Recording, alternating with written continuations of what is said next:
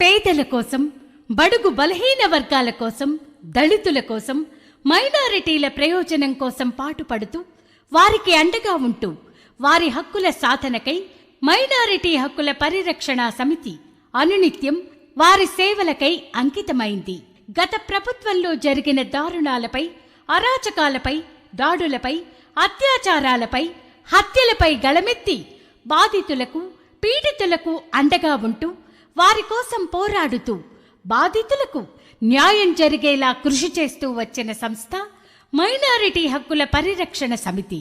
2024 September నెలలో కురిసిన వర్షాలకు విజయవాడలోని బుడమేరు వాగు పొంగి వరద ఉగ్రరూపం దాల్చటంతో విజయవాడలోని ఎన్నో ప్రాంతాలు తీవ్ర ముంపుకు గురయ్యాయి.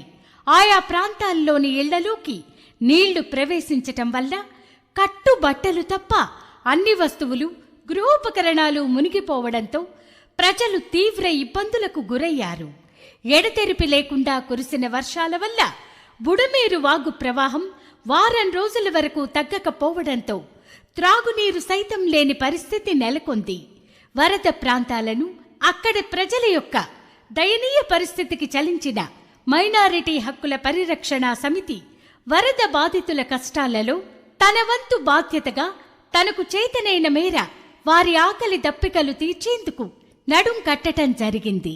మైనారిటీ హక్కుల పరిరక్షణ సమితి సభ్యులు ఎందరో స్వచ్ఛందంగా ముందుకు వచ్చి సంస్థ రాష్ట్ర అధ్యక్షులు జనాబ్ ఫారూక్ షిబ్లీ గారి ఆధ్వర్యంలో దాదాపుగా 350 మందికి పైగా తమ సేవలను అందించారు. ఈ సేవా కార్యక్రమాల్లో భాగంగా బాధితులకు ఆహారం, మంచినీరు అందించటం, దుప్పట్లు మరియు వస్త్రాలను అందించటం వంటి పలు సేవా కార్యక్రమాలను చేస్తూ ఆయా ప్రాంతాల్లో మెడికల్ క్యాంప్స్ను సైతం నిర్వహించటం జరిగింది. కుల మతాలకు అతీతంగా మందిరాలు, మసీదులను శుభ్రం చేయటం జరిగింది.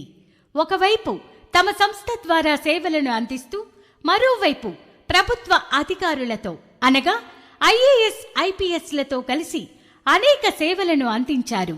ముంపు ప్రాంత పరిస్థితుల గురించి న్యాయ మరియు మైనారిటీ శాఖ మంత్రివర్యులు జనాబ్ NMD ఫారూక్ గారి దృష్టికి తీసుకువెళ్లడంతో మంత్రివర్యులు ఇచ్చిన పిలుపు మేర ఇతర ప్రాంతాల నుండి ఎందరో సాయం చేసేందుకు ముందుకు రావటం జరిగింది. తద్వారా ముంపుకు గురైన మసీదులకు జానమాజ్ రోల్స్, కార్పెట్స్ మరియు యాంప్లిఫైర్తో కూడిన మైక్ సెట్లను అందించటం జరిగింది. MHPS ఆరంభం నుండి ఇప్పటి వరకు అందిస్తూ వచ్చిన సేవల కారణంగా